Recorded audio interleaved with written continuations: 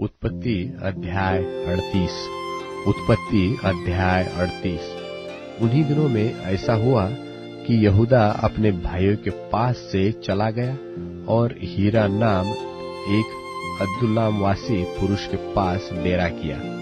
वहां यहूदा ने शुआ नाम एक कनानी पुरुष की बेटी को देखा और उसको ब्याह कर उसके पास गया। वह गर्भवती हुई और उसके एक पुत्र उत्पन्न हुआ और यहूदा ने उसका नाम एर रखा। और वह फिर गर्भवती हुई और उसके एक और पुत्र उत्पन्न हुआ और उसका नाम ओनान रखा गया। फिर उसके एक और पुत्र उत्पन्न हुआ, उसका नाम शेला रखा गया। और जिस समय उसका जन्म हुआ उस समय यहूदा कजीब में रहता था।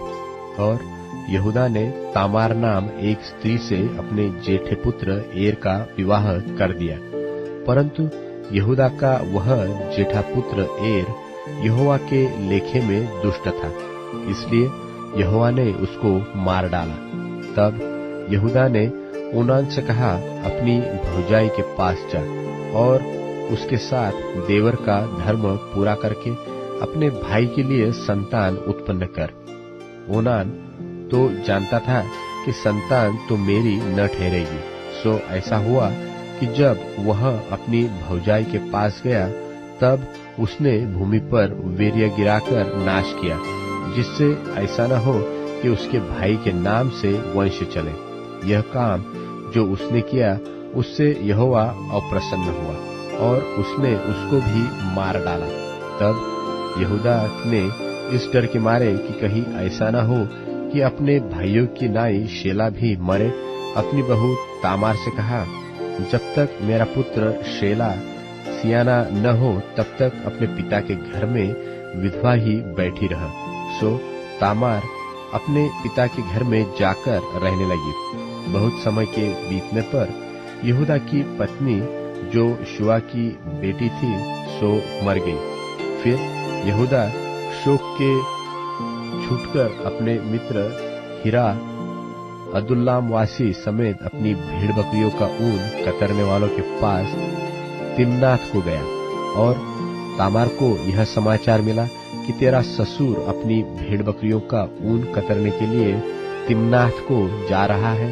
तब उसने यह सोचकर कि शेला सियाना तो हो गया है पर मैं उसकी स्त्री नहीं होने पाई, अपना विधवापन का पहरावा उतारा और घूंघट डालकर अपने को ढांप लिया और एनेम नगर के फाटक के पास जो तिम्नाथ के पास मार्ग में है जा बैठी। जब यहूदा ने उसको देखा उसने उसको वेश्या समझा, क्योंकि वह अपना मुंह ढांपे हुई थी।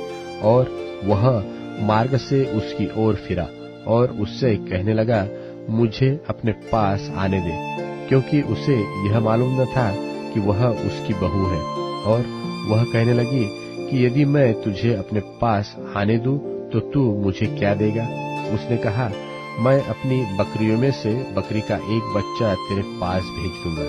तब उसने कहा, भला उसके भेजने तक क्या तू हमारे पास कुछ रेहन रख जाएगा? उसने पूछा, मैं तेरे पास क्या रेहन रख जाऊं? उसने कहा, अपनी मुहर और बाजूबंद और अपने हाथ की छड़ी। तब उसने उसको वे वस्तुएं दे दी और उसके पास गया और वह उससे गर्भवती हुई। तब वह उठकर चली गई और अपना घूंघट उतार के अपना विधवापन का पहरावा फिर पहन लिया। तब यहूदा ने बकरी का एक बच्चा अपने मित्र उस अदुल्लामवासी के हाथ भेज दिया कि वह रेहन रखी हुई वस्तुएं उस स्त्री के हाथ से छुड़ा ले आए, पर वह स्त्री उसको न मिली। तब उसने वहां के लोगों से पूछा कि वह देवदासी जो एनम के मार्ग में एक और बैठी थी कहाँ है? उन्होंने कहा, यहाँ तो कोई देवदासी न थी। सो उसने यहूदा के पास लौट के कहा, मुझे वह नहीं मिली। और उस स्थान के लोगों ने कहा कि यहाँ तो कोई देवदासी न थी। तब यहूदा ने कहा, अच्छा, वह बंधक उसी के पास रहने दे, नहीं तो हम लोग तुच्छ गिने जाएंगे। देख, मैंने बकरी का यह बच्चा भेज दिया, पर वह तुझे नहीं मिली। और 3 महीने के पीछे यहूदा को यह समाचार मिला कि तेरी बहू ने व्यभिचार किया है, वरन वह व्यभिचार से गर्भवती भी हो गई है।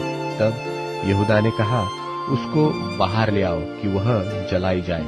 जब उसे बाहर निकाल रहे थे, तब उसने अपने ससुर के पास यह कहला भेजा कि जिस पुरुष की ये वस्तुएं हैं, उसी से मैं गर्भवती हूँ। फिर उसने यह भी कहलाया कि पहचान तो सही कि यह मुहर और बाजूबंद और छड़ी किसकी है। यहूदा ने उन्हें पहचान कर कहा, वह तो मुझसे कम दोषी है, क्योंकि मैंने उससे अपने पुत्र शेला को न ब्याह दिया, और उसने उससे फिर कभी प्रसंग न किया।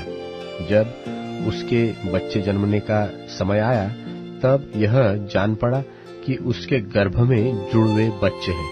और जब वह जन्म देने लगी, तब एक बालक ने अपना हाथ बढ़ाया और धाय ने लाल सूत लेकर उसके हाथ में यह कहते हुए बांध दिया कि पहले यही उत्पन्न हुआ।